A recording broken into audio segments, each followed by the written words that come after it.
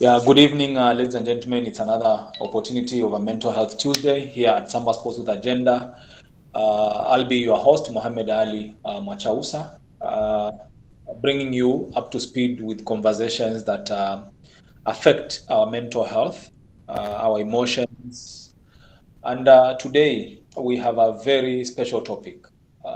As we witness the inauguration of the new president, His Excellency William Samoei Ruto, we want to reflect back and say how many people are happy with the inauguration.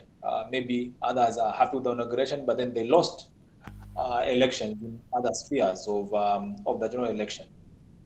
And there are those 50% almost of those who did not vote for His Excellency Dr. William Samoei Ruto.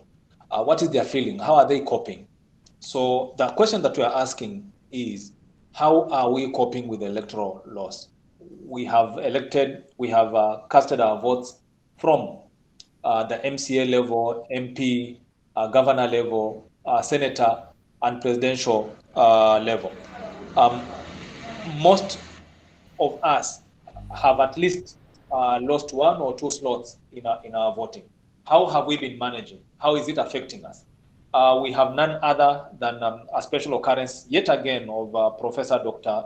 Halimu Shauri, who has been very kind enough to be supporting us in Mental Health Tuesday, breaking down very pertinent topics.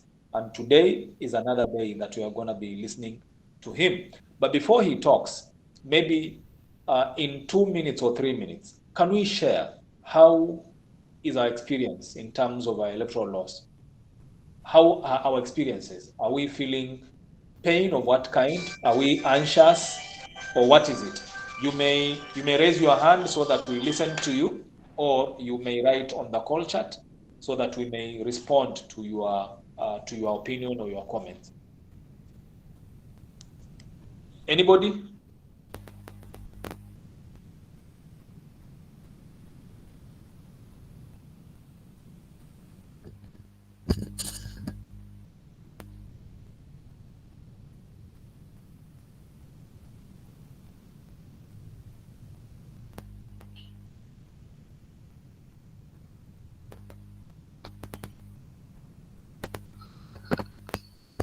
Anybody wants to go first?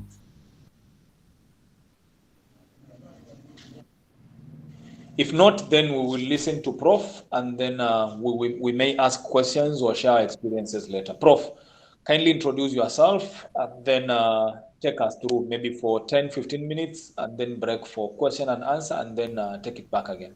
Prof, please welcome. Thank you. Thank you very much for the kind invitation, and of course for the opportunity once again to be able to appear on this mental health series and be able to share very pertinent information with regard to electoral laws and especially stress that actually goes with the electoral laws. So I've tried to improve my lighting. I think now my lighting is better. I'm trying also to upload the PowerPoint. We have a small PowerPoint presentation. So I hope you've given me right to share, Mohammed. Yeah, I'm sure you can. Okay. I will try to share. Though normally, when you are about to present, always the internet misbehaves, but I'll be there. So, one, I think I was expecting members to share their experiences with regard to what what happened to them as they voted, because I think all of us voted, and we can also do our own evaluations in terms of whether we succeeded 100% or we succeeded at what particular level. I think all of us had an opportunity to cast our votes, and we were given 6 ballot papers to be able to choose the people that we want. And I think it is very it's very interesting for some of us because we lost some and we won some. And I think this is important, that puts us in a very balanced situation, whether at some point you think you are happy because some of them won the election, but at some point you are sad because some of them lost the election. We are in some kind of a mixed reaction.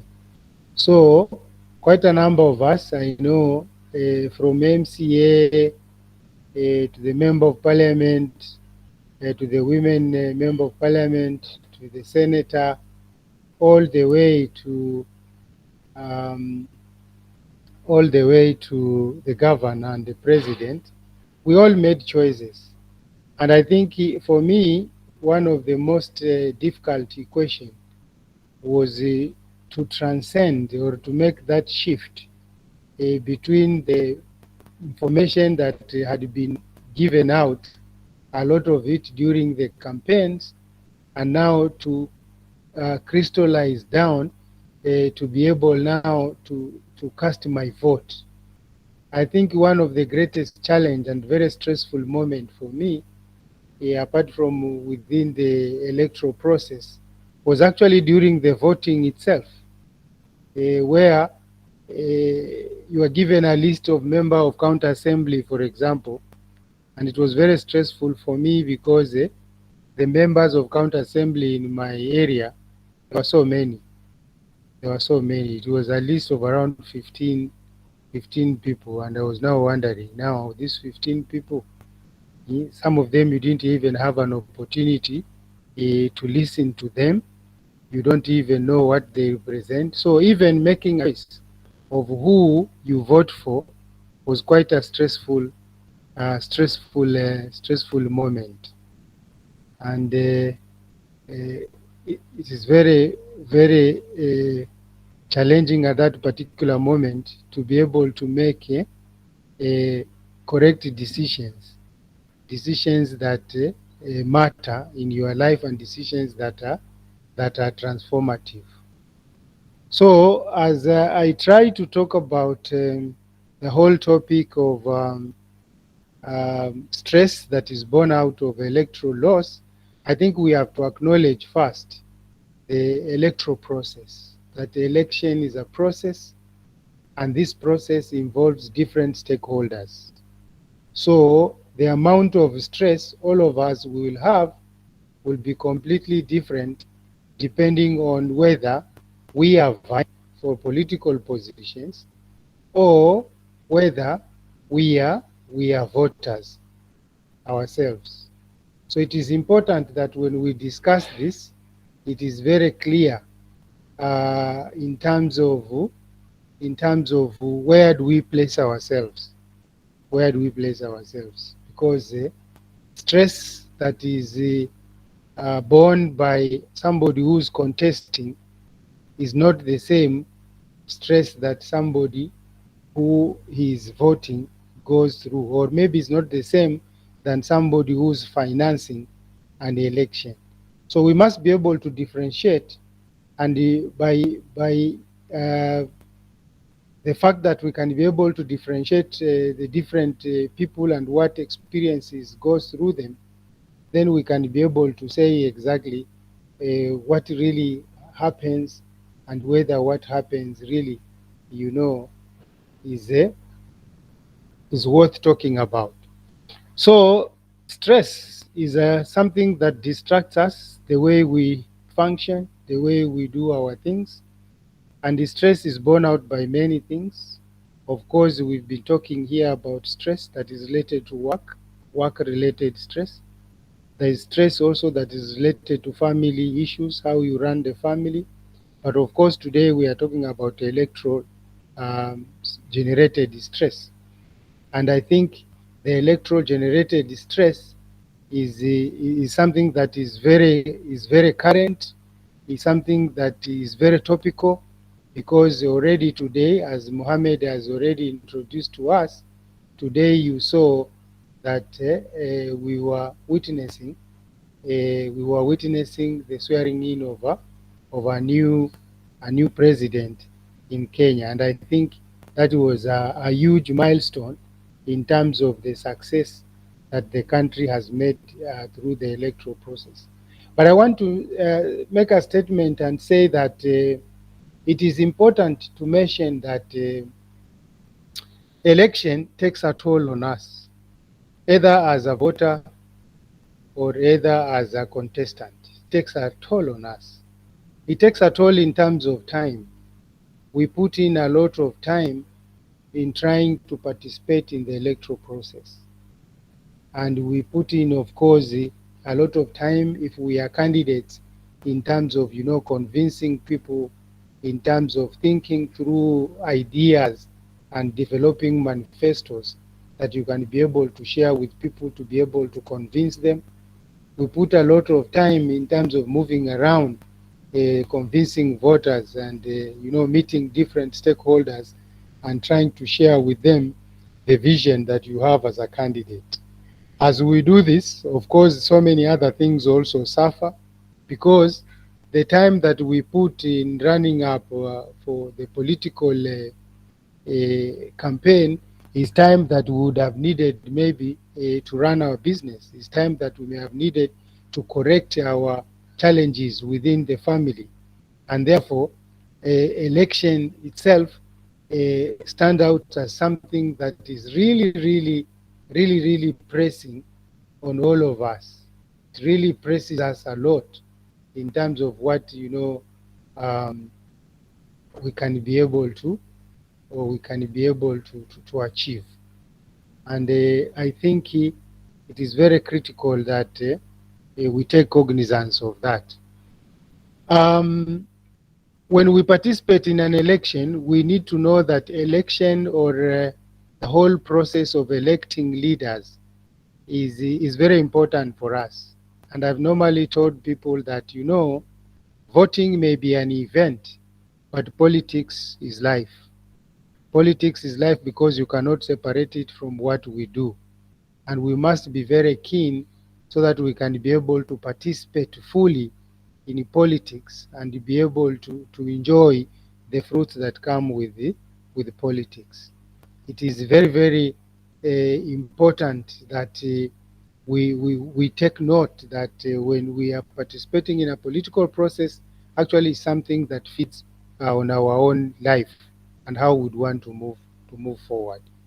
So electoral stress, therefore, is the feeling of emotions, or if you want, physical tension, which comes because of the electoral process, or because of thoughts that make you feel frustrated, that make you feel angry, that make you feel nervous. And I've said it, and I repeat again, that elections are very high stakes. They are very high stakes events which have long-lasting implications and very long-lasting serious consequences. So election results, actually, they can influence the direction of our neighborhood, how our neighborhood will look like. They can influence the direction of the region, how the region will look like. I think if you observed it today, you found that over 20 regional leaders were in Nairobi. Over 20 regional leaders were in Nairobi. So ask yourself, why all these regional leaders came to Nairobi? Why did they come? They come because election has got that touch, that feel, that feel that all is important, that people come and they were able to participate with us so that they could be able to see what is happening in Kenya. So it is critical for us to be able to know that this election, this process of selecting or electing leaders has very strong ramifications that can shape our regional relations with other countries. You found Museveni was around, you found Samia was around, and many others. They were around. They had come to Kenya to witness what was happening. And this is very critical for all of us. So we made that observations, and we all saw it. Today. So elections also influence the state we want to live, or the state we live in. For example, we are living here in Kenya, and as we live here in Kenya, the politics, the elections that we perform kind of help us in understanding what is happening in Kenya. They help us to, to be able to see what kind of services that we enjoy as Kenyans, and what kind of goodies or what kind of development that we would want to experience as Kenya. So the life that we live is a life that, of course, is affected by the politics that we do. I don't know whether you are seeing my. I'm trying to share now my screen. I hope, Mohammed, are we seeing the screen? Mohammed? Not yet. Not yet. Maybe the screen is suffering electro loss. I don't know. Because it's telling me you are sharing your screen. You are sharing your entire screen. So I don't know why. Maybe I stop sharing and I start again. But I continue as I Maybe you try stop to sharing. put the screen. I've stopped sharing. I want to try again. Share your screen. Okay. So I was saying that as we figure out the whole of this process, it is important that we now, I think you can be able to see. Maybe Prof, send it Resume to my slide. email. Yes. If you can send it to my email and then I try to share for you. Yeah, it's coming now. It's coming now. It's there now. Yeah, it's there now. Okay. So I was saying that we, as a state, the life that we live in is affected by the elections or the results of the election. Quite a number of people are stressed. They are worried because the results didn't turn out the way they wanted them to turn out. A lot of tension has brewed, especially at the presidential level, because even IBC took too long. All that period was a stressful period as we were waiting for the results. So it was very tricky. It was very tricky that IBC was taking too long to be able to give us the results. And of course, elections also, the results give us the direction, which direction the country is going to take. Like you see, President-elect Ruto has given a lot of issues. That's the direction. For example, Uhuru refused to approve the swearing in of 6 judges. Him is given it direction. So the results of an election provides also direction in which the country is supposed to take. You may agree with the elections. You may accept the elections. Some of them have accepted the results, but they don't agree with them. So already that is a state of confusion that generates stress. Hey, you don't accept, you accept the results, but you don't agree. You accept the Supreme Court ruling, but you don't agree with the ruling. So that already puts you in a state of cognitive dissonance, state of confusion, state of dialogue with yourself. So all the experiences that we have in life, somehow they are checked, somehow they are influenced by politics. So what we should know when we talk about electoral stress, what we should know is that electoral stress is actually something that has certain symptoms. So it is important for us to be able to know these symptoms so that we can be able to know whether we are suffering electoral stress or not. It is important even for our own personal diagnosis so that we can be able to know at individual level whether we are suffering that kind of a loss. For myself, I lost my president, I lost my governor that I wanted, I even lost my member of parliament that I wanted. I even lost the MCA. I got very few. I got the senator and the women rep. So my loss is almost, four out of the six. I managed to only succeed like in two. So look at yourself also. How That's an many E, people did you vote for? Prof. That's an E.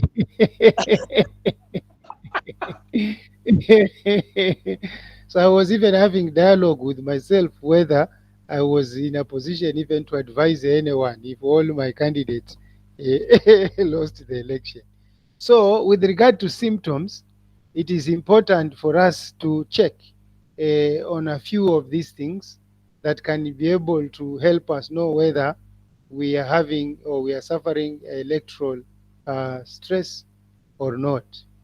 It is important for us to have an idea uh, whether we are suffering electoral loss or not. So I am flashing there, one, an imbalance in your usual routine. The results have been announced. Ruto is the president. Are you suffering an imbalance of your usual routine? For me, yes, it's taken me 2 weeks to get out of the house, to start working again, picking up pieces from where I left to move on. So there's a lot of an imbalance, that a lot of depression like feeling of not wanting to wake up, feeling of wanting to continue to sleep, feeling of not wanting to work. So imbalance in the usual routine. If you feel like that, then you are suffering from electro stress. Struggle with sleep. I've talked to quite a number of colleagues, quite a number of candidates, quite a number of friends and relatives who vied and those who voted and lost. Some people are waking up very late in the night. Some people are still awake 2 a.m. They are on WhatsApp, they are online. You ask them, they're saying they have disturbed sleep because of the outcome of the election. Mental distractions. You have mental distraction. You can't think properly. You can't resolve simple. Can't come up with simple solutions.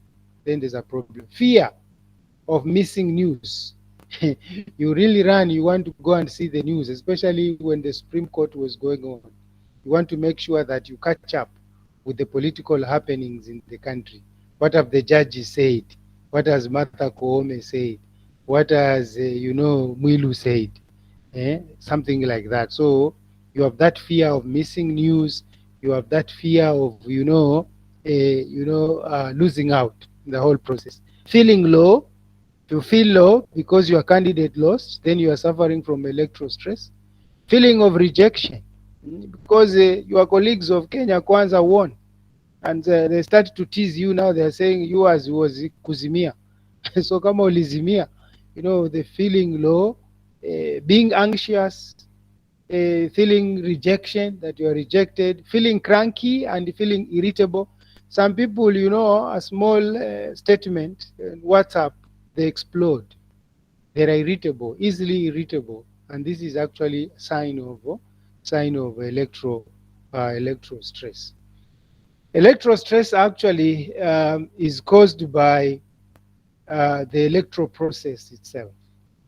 The electoral process itself is a long process, from voter registration, going to check whether you appear in the voters register, through the campaign process, attending campaign, the noise, the propaganda, the advertisement, the manifestos, the lies that you need to crystallize. People are telling you sweet things, they are taking you in I don't know, Jerusalem, telling you several interesting things. So the whole process, from the time of registration to the time results are released to the time people are sworn in, stress goes with you all through. For those who win also, by the way, I'll tell you that those who win are also stressed. Those who become governors, those who've become presidents, they are stressed because they promised people things. They are stressed because they need to manage expectations. The hustler should be at the center of the Kenyan business person. You need to meet that expectation.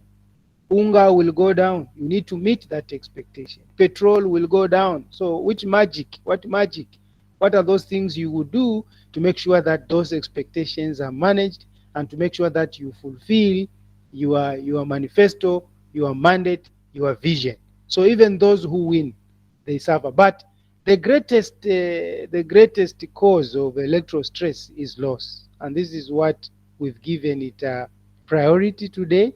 And people who lose an election, actually they suffer what we call electoral stress disorder. Electoral stress disorder, ESD. So when you lose an election, you are losing many things.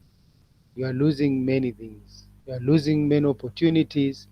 You've lost many friends. You've lost money. You've lost time. You've lost a lot of energy. You can imagine a governor candidate moving around the whole county. You can imagine a presidential candidate, Raila Amolo Odinga, moving the whole country, and then you lose. The fatigue. Mm? So it leads to electoral stress disorder, and this is important that we need to deal with because electoral stress disorder has a lot of impact. Has a lot of impact, and I'll share with you some of those impacts. One, economic impact. Resources that have been spent to campaign through the process. Mm? The money that has been paid to get political party ticket, the money that has been paid to travel to Nairobi back and forth, nominations, etc., voting campaigns and paying agents and etc. Economic resources spent is one thing that takes a tall order on the candidates, of course, and those who support the candidates in terms of giving them finances and supporting them in one way or the other. Political, of course, you lose political power. It's impactful. If you have lost, power has gone. You saw today power has been given moved from Uhuru to Ruto. Immediately Uhuru lost his security. Immediately Uhuru had to give the sword, which symbolizes power. When he handed it over, he became an ordinary person. Imagine he left State House to Kasarani as a president, and he went back home as an ordinary Kenyan. Of course, not ordinary in the ordinary like me and you, but he's ordinary because today he's sleeping without having to shoulder the responsibility of the country. He's sleeping. Anything that happens in the country from today is responsibility of William Ruto. So him is going to have nice sleep today. But also impact in terms of social. All these are stressful things. Social things, for example, stigma. When you lose an election, you are stigmatized. You can look at even the labels that are being used. Kuzimia. Watu wa Azimio wamezimia. You are stigmatized. You are losers. Baba has lost 5 times. You're a loser. This is not a good feeling. And sometimes you may be discriminated. You've seen what is happening in Kisii, Simba Arati, and how he's discriminating the losers. The losers, especially the governors who had employed some people, now there's a lot of acrimony, a lot of noise that they're ghost workers. So people are being discriminated by the new regimes. And this will happen in all the counties. Even in Kwale, I know it will happen. It's already happening. There's some people who have been threatened that they'll be sacked. So the social impact. But one of the greatest impacts that we need to talk about, which we talked about in our other presentation, is grieving, which is still social, but very heavy. Electoral loss, just like any other loss, takes you through a grieving process. You are grieving. So the same stages of grieving, if you suffer an electoral loss, you go through the same stages. For example, shock. Quite a number of people who are shocked. You mean Ruto has won, for example. You mean Baba with the deep state and whatever could not contain Ruto. People were shocked. Can't believe it. Can't believe it. You saw the scuffle in Bomas. That's part of the shock. People were shocked. This can't happen. Denial. People deny. You've seen Martha Karua denying all the time. Even now, she's still in denial. She's saying she's going to go to the East African Court of Justice. She's still in denial that actually she doesn't believe that actually Ruto has been sworn in. It's like a dream. Anger. Quite a number of people, they have to go through this. You become very angry. Look at yourself and how angry you became when your candidate lost. Maybe you didn't even eat that day. You didn't even shower that day. You were very angry. Some go through depression, the same stages of grieving. You can be depressed. And if you're not careful, you can take a lot of time suffering depression. But of course, there is also the bargaining. Do we move on? Do we continue agonizing? Nasikia watu wakisema zoea sauti ya rais wako. Kwa hivyo wale wa kuzimia itabidi wazoee, you bargain. Bargaining.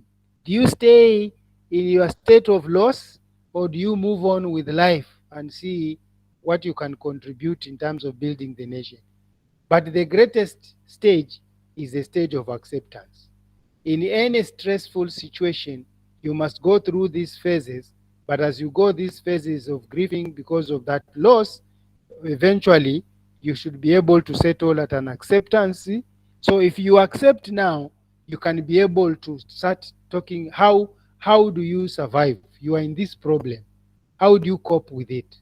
Coping with the electoral stress. We have lost some of our candidates. We have gone through this process of grieving. How do we cope? How have we been coping with it? There are a few tips, like 15 tips that I will share very fast to cope with the grieving process. Number one, electoral loss, you have to accept. Acceptance and agreeing. You can accept you lost, even if you don't agree in the manner in which you lost. Maybe IBC bungled the election. Maybe your candidate, was rigged out. But accept. Accept because if it's a governor, it's already been sworn in. If it's a president, today has already been sworn in. Accept, even if you don't agree. I think this is a statement that even the Honorable Wright Odinga said that, I accept the verdict of the Supreme Court, though I don't agree with it. Number two, label your feelings.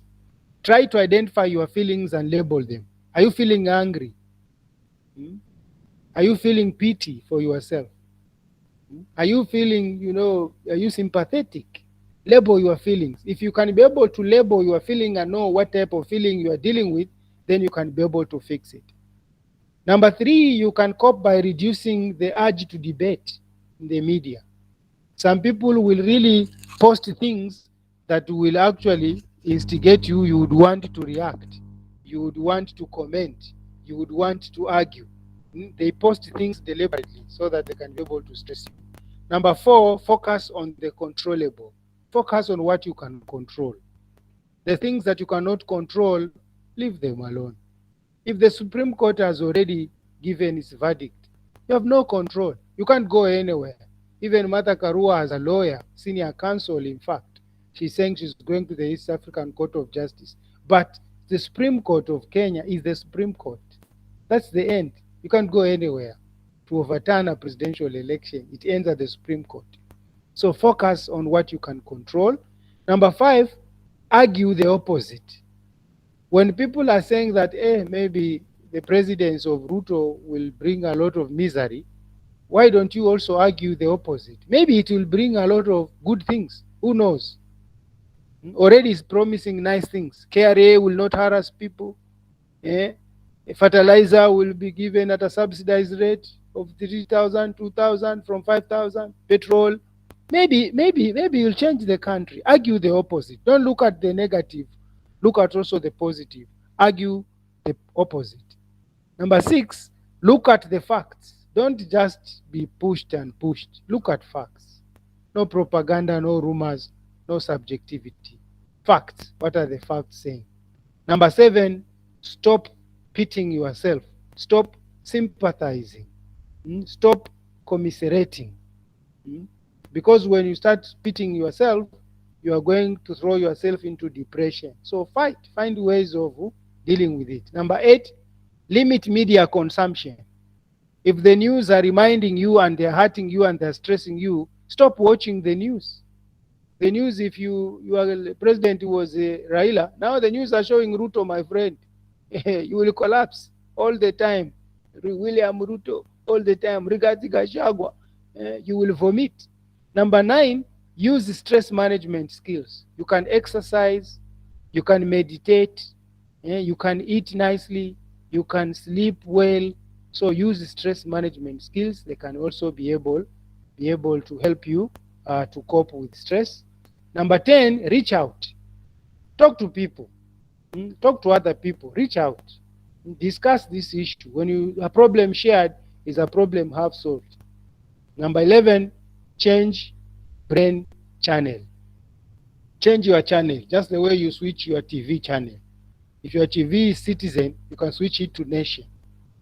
If your TV or your brain is talking about politics, you can switch it to economics. You can switch it to agriculture. You can switch it to sports. Change the channel as a coping strategy. Number 12, take care of yourself. Take good care of yourself. Remember, at the end of the day, this is about you. Take care of yourself. Eat a balanced diet. Eat a nice meal. Sleep well. Exercise. Breathe well. And take good care of yourself. Take positive action, always.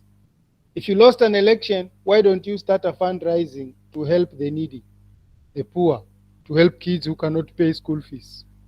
As I finish, number 14, set worrying time.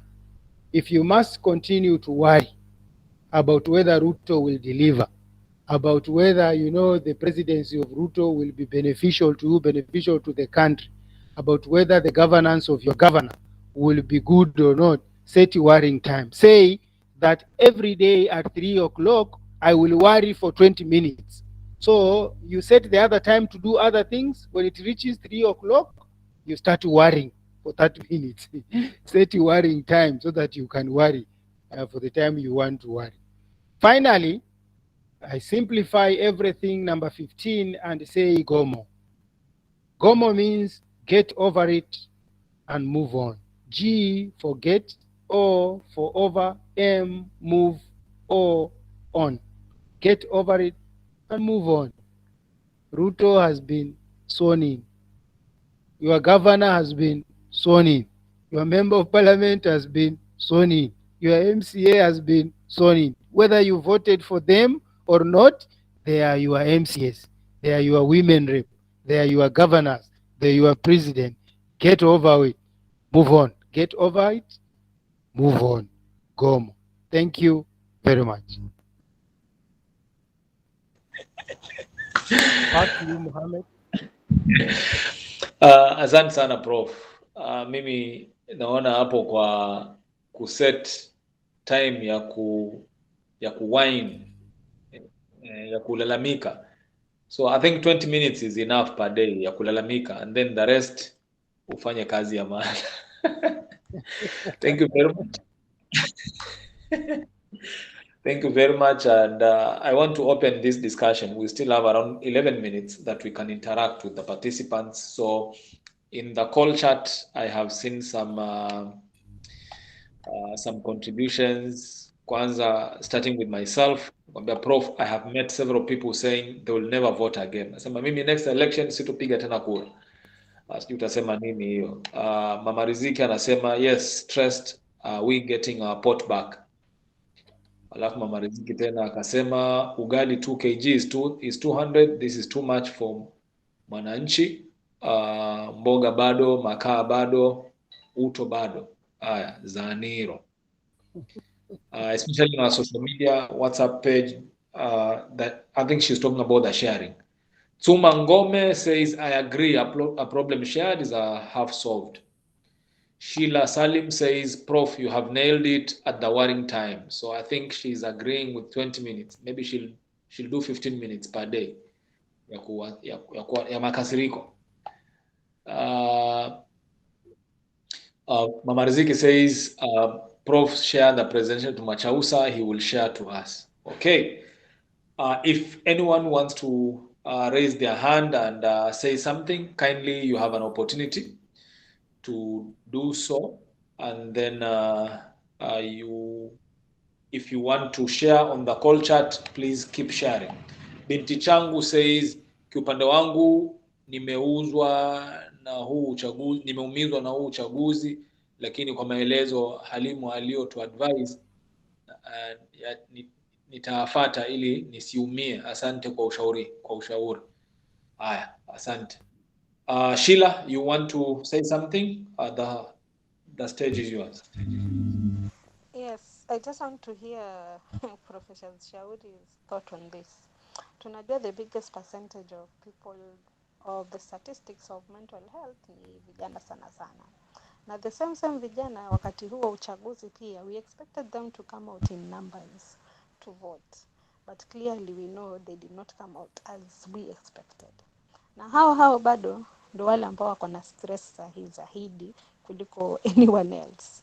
Wanarushiana maneno hata kwa mitandao, they are the ones posting on social media also wakiongea vibaya. So what is your take on this, especially looking at coping with the electoral stress na tying it to the youth cohort? Thank you very much for that interesting question, and I agree with you. Voter turnout was very low. Many people did not vote. For example, in Kwale, there are over 300,000 voters.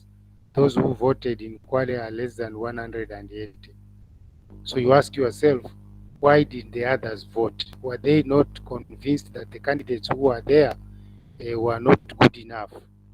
So nationally also, the voter turnout was not also good. So quite a number of Kenyans are disillusioned, and majority of these are the youth. People are not finding that voting is important. But I want to tell you that they have been disillusioned because of the way we do our election. Our election has many challenges, and it looks like a waste of time because people go and vote, people contest, and then after several millions of people have voted, only a few people sit down and decide the election in the judiciary, either in the High Court or either in the Supreme Court. They sit and then 7 people decide and they say this is the winner. So we need to do something about improving this. And I agree with you, Machausa. Quite a number of people have also shared with me that they are not going to vote. And when you look at also the history of the presidency in this country, others are also saying they are only going to vote for governors, the county seats only. They don't want to be involved in the national seats. This is what Achipanga.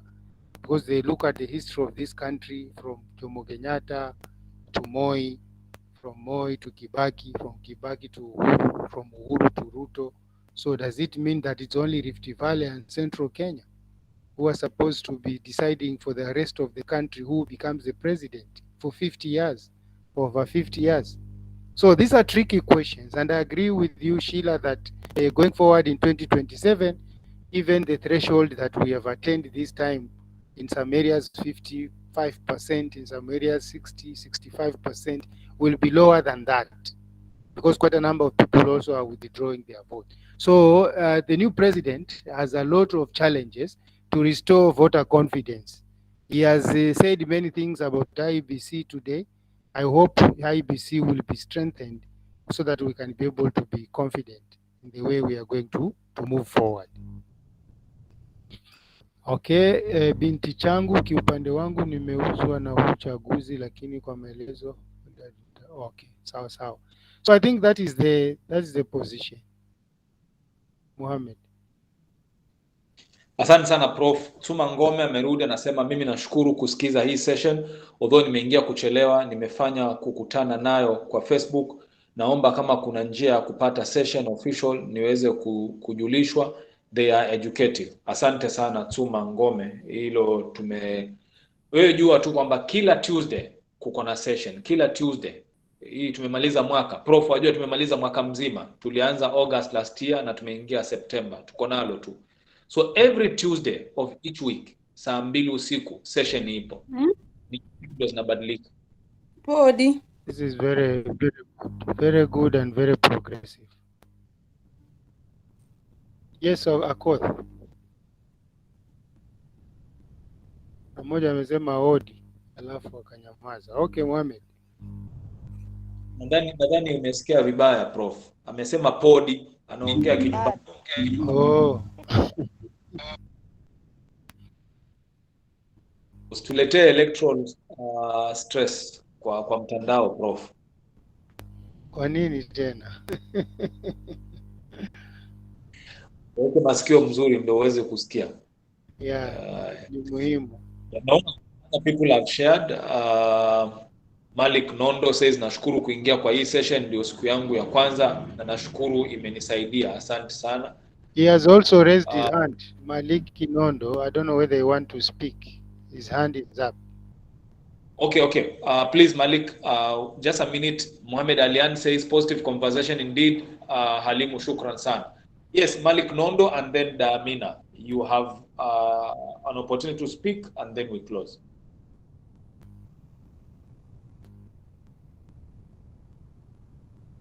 Malik Nondo, please. Malik Nondo, your hand is up.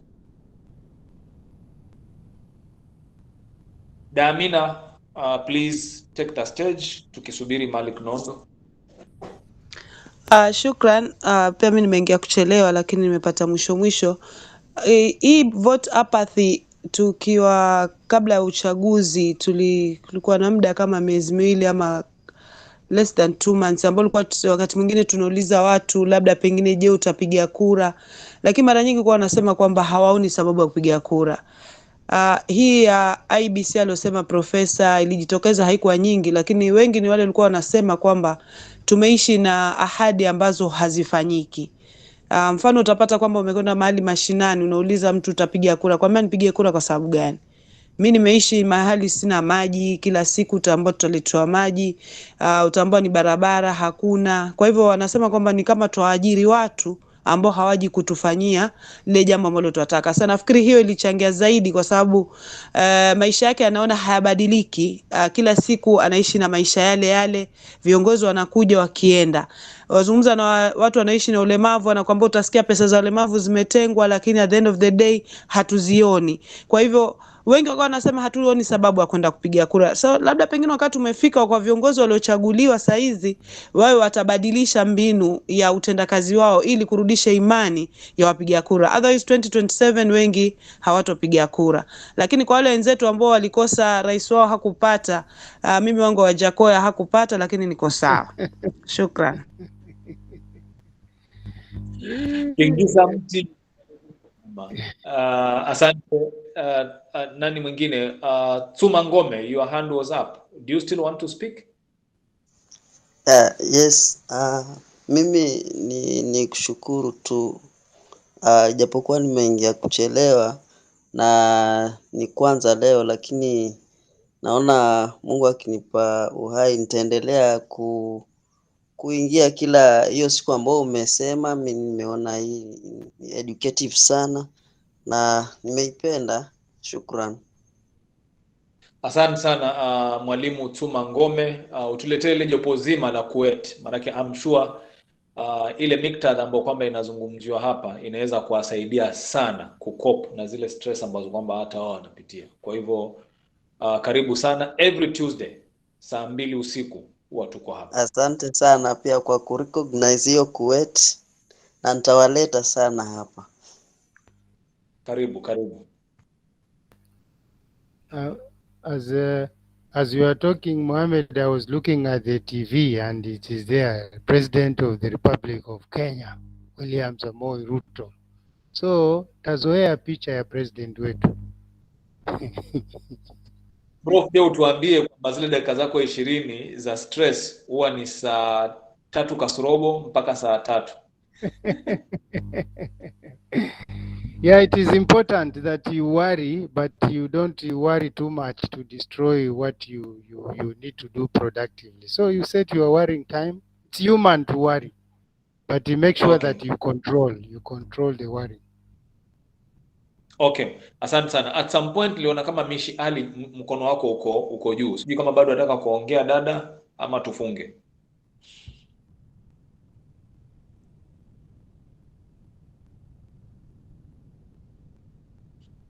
Haya, nadhani hatotaka kuongea tena. Nisome tu hizi jumbe za mwisho alafu tuweze kufunga. Muda umekuwa na machweo. Akoth Victoria nasema I'm sorry I have joined late. I trust I'll get it on SambaSports Facebook page. I honestly need it. Utapata kwa YouTube inshallah by kesho. Akoth, Sheila anasema as you wind up Prof, itabidi sasa kuwe na budget allocation for psychosocial support for aspirants. Sasa hilo ni mjadala wazi, labda Prof ata move a bill kupitia wapendwa. Mama Mina, unataka kuongea tena? Naona mkono wako umekuja tena, nataka tufunge. Damina, your hand is labda up. ngoja bahati mbaya. Haya, sawa. Kwa hivyo ndugu, tuseme tu shukrani sana kwa ujio wenu na usikivu wenu. Nadhani imekuwa usiku wa kufana sana, na Profesa Shauri kama kawaida yake kwa ucheshi na mankini ya hali ya juu ameweza kudeliver on this topic. Kwa wale ambao kwamba hawajaisikia ama hawakuweza kuwa na sisi, basi inshallah tuisubiri kwenye YouTube yetu. Kesho inshallah kabla kutwa itakuwa tumeshare. Asanteni sana na Mungu awabariki. Tukutane Jumanne ijayo. Thank you very much and good night everyone. Asante.